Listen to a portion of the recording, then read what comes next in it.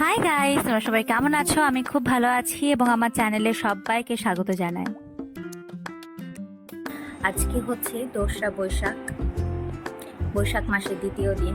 তো আজকে 2রা বৈশাখের দিনে আমাদের পাড়াতে বিরাট বড় করে মা মনসা পুজো হয়। এখন হচ্ছে সকালবেলা, কটা বাজছে? 11টা বাজছে। আমার স্নান টান সব হয়ে গেছে আর আমি মেহেন্দি পরেছি, এই যে। তো পুজো তো এখন দেরি আছে, কারণ পুজো আসবে মোটামুটি 1টা-1:30টার সময় করে পুজো আসে। তখন তো অবশ্যই বাইরে যাব। এখন আপাতত বাড়িতে আছি, এখন বাইরে বেরোনোর কোনো চান্সই নেই, কারণ বাইরে ভীষণ রোদ, ভীষণ গরম। তো সেই জন্য বসে বসে এখন দইয়ের শরবত খাচ্ছি, মাকেও দিয়েছি, আমিও খাচ্ছি। তো এটা খেয়ে একটু ঠান্ডা হই, কারণ গরম পড়তে শুরু করে দিয়েছে, এবার ভীষণ গরম পড়বে। তো চলো দেখা যাক এরপরে কি করছি না করছি, আর যাই করছি তোমাদের সাথে সব কিছু শেয়ার করবো, তো তোমরা সঙ্গে থাকো। তো চলো এখন দই শরবতটা এনজয় করি। আর এই যে আমার মেহেন্দিটা আমি ভালো করে দেখাচ্ছি আবার, কারণ এটা আমি কালকের আগের দিন রাত্রে সারা রাত ধরে পড়েছি, ডান হাতটাও নিজেই পড়েছি, তাই আর একবার ভালো করে দেখে দিলাম। আর কি সুন্দর রং হয়েছে, লাল রং হয়েছে, এটা আস্তে আস্তে কালো হয়ে যাবে পুরোটা।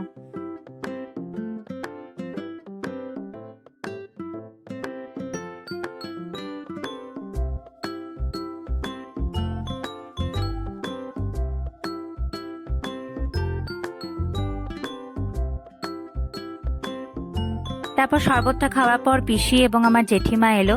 তারপরে আমরা খাওয়া দাওয়া করলাম, অনেকটা সময় পেরিয়ে গেল। তো তারপরে কিছুক্ষণ পরেই আওয়াজ শুনতে পেলাম ঢাকের, যে ঠাকুর আসছে। তো আমি মা বেরিয়ে গেছি, আর বেরিয়ে গিয়ে দেখা হলো আমার অনেক ছোটবেলা বন্ধু, বান্ধবী।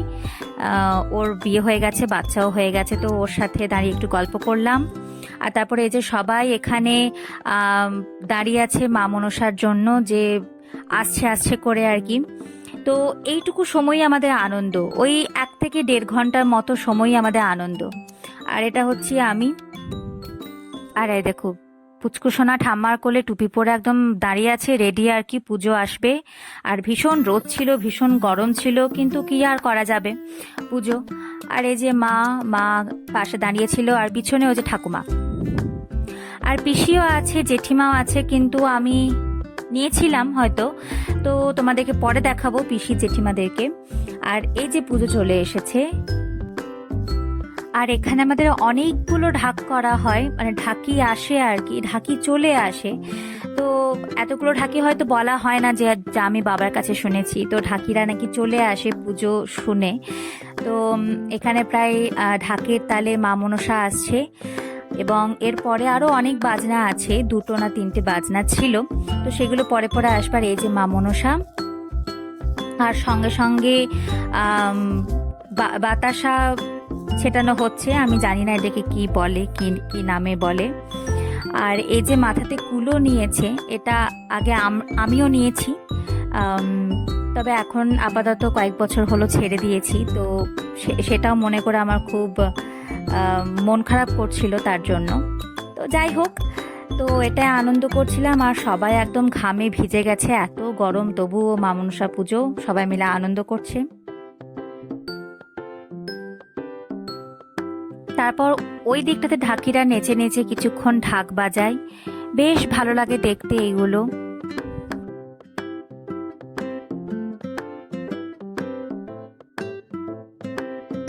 আর এই যে আমার ঠাকুমায়ের যে 92 বছর বয়স, সেটা কেউ ধরতে পারবে না, মানে ভীষণ এনার্জি, এত এনার্জি হয়তো আমাদের শরীরেও নেই। যাই হোক, তারপর দেখলাম আর একটা বাজনা চলে এলো, এবং আরো ভিড় জমে গেল, একদম ভীষণ ভিড় হয়, এদিকে কোথাও যাওয়া যায় না, ভীষণ ভিড় হয়। আর আমরা তো দুর্গা মন্দিরের ওপরে দাঁড়িয়েছিলাম, ওখান থেকে নামিই না।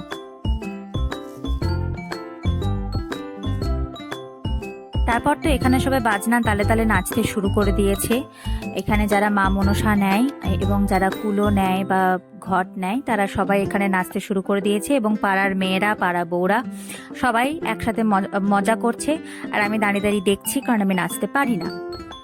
আর তারপর এইসব দেখে আমি আর মিলি দিদি এত বেশি ক্লান্ত হয়ে গেছিলাম, এত বেশি গরম লাগছিল আর ঘাম হচ্ছিল, সাংঘাতিক ব্যাপার, সাংঘাতিক ব্যাপার। তো আমি আর মিলি দিদি এখানে বসে গেছি, যেহেতু দুর্গা মন্দিরের ভিতরে ফ্যান চলছিল তাই। আর এই পুচকিটাকে দেখো, ওর কিছুদিন আগে অন্নপ্রাশন হয়েছে তাই ও নাড়া মাথা। পুচকিটারও ভীষণ গরম লাগছে, কিন্তু ওর এত লোক দেখে, এত বাজনা দেখে ওরও ভীষণ আনন্দ হচ্ছে, তাই ও নাচতে শুরু করে দিয়েছে। তারপর মা মনসা পুজো শেষ হয়ে যায় এবং এখানে যে পাকুর গাছটা আছে, হয়তো এটাকে পাকুর গাছই বলে, আমরা তো তাই বলি। তো পুজোর পরে এখানে পাকুর গাছটা সবাই মিলে ঘোরে, যারা উপোস করে থাকে তারা এখানে সবাই মিলে হরিনাম সংকীর্তনের সাথে গাইতে গাইতে এখানে সবাই ঘোরে। যেহেতু এটা গাছ মঙ্গলা পুজো এবং মা মনসা যাই বলবে দুটোই একই, তো সেই জন্য এখানে সবাই গাছটাকে ঘুরছে এবং মা মনসা মন্দিরটাকেও। তারপরে ব্যাস, যেমন ঢাক বাজিয়ে মা মনসা এসেছিল সেরকম ঢাক বাজিয়ে মা মনসা আবার মনসাতলায় চলে গেল, যেখানে মা মনসা থাকে সেখানে চলে যাচ্ছে। মনটাও খারাপ করছে, যেহেতু এটা ওই 2-3 ঘন্টার একটা পুজো, তারপরে সন্ধেবেলায় আবার পুজো হয় মা মনসা তলাতে, মানে নদীর ওখানে, সেখানে আবার যাব সন্ধেবেলাতে। তো এখন চলে যাচ্ছে, মনটা খারাপ করছে, আবার আসছে বছর আবার হবে, যাই হোক।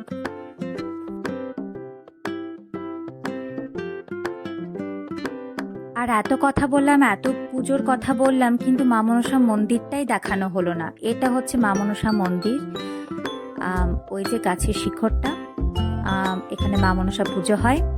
তারপরে ব্যাস সবাই চলে গেল, বাজনা নিয়েও চলে গেল, ঢাক নিয়েও চলে গেল, আর এখানে সবাইকে প্রসাদ দেওয়া হচ্ছে। প্রসাদের গামলাও খালি হয়ে গেছে। তারপর আর কিছুক্ষণ দাঁড়িয়ে থেকে বাড়ি চলে গেলাম, কারণ সারা দুপুরটা একদম ভীষণ রোদ পেয়েছিলাম, ভীষণ ক্লান্ত হয়ে গেছিলাম, ঘামও হয়েছিল ভীষণ। তো তারপর বাড়িতে গিয়ে একটু শুয়েছিলাম, যেহেতু সন্ধেবেলায় আবার যাব মনসাতলায় তাই। আর ওই যে ঠাকুমার পাশে যে আছে ওটা হচ্ছে আমার জেঠিমা। ফ্রেশ হয়ে সন্ধেবেলাতে আমরা আবার মনসাতলায় চলে এলাম এবং ওখানে মা মনসার আবার পুজো হচ্ছে। তারপর এখানে বলি হয়। আমরা যখন এলাম তখন শুনলাম যে বলি হয়ে গেছে, ভালোই হয়েছে, কারণ আমি বলি দেখতে পারি না। তো এখানে কিছুক্ষণ দাঁড়িয়েছিলাম, কিছুক্ষণ পুজো দেখলাম। আর এই যে আবার মিলি দিদি আর আমি এবং মামা আর দিদুও আমাদের সঙ্গে গেছিল পুজো দেখতে মনসাতলাতে।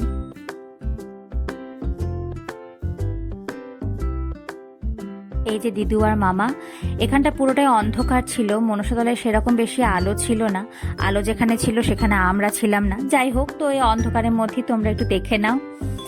আর মা মনসাকে একটু প্রণাম করতে এলাম। তো এখানে এই যে মা মনসার এখানে প্রচুর ফল মূল এবং হোম হচ্ছে। তো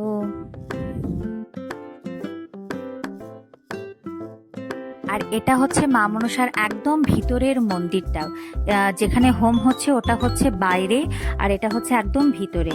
তো আমরা ভিতরে একবার এলাম প্রণাম করতে। আর এই ব্লগটা আমি এখানেই শেষ করছি, অনেক বড় হয়ে গেছে। তো এই ব্লগটা যদি ভালো লেগে থাকে তাহলে অবশ্যই আমার চ্যানেলটাকে সাবস্ক্রাইব করো, লাইক করো, শেয়ার করো, কমেন্ট করো। তো আজকে চলি। আর ভীষণভাবে গরম পড়ছে, তো গরমে সবাই ভীষণ সাবধানে থেকো, সুস্থ থেকো, ভালো থেকো, সবাইকে টাটা।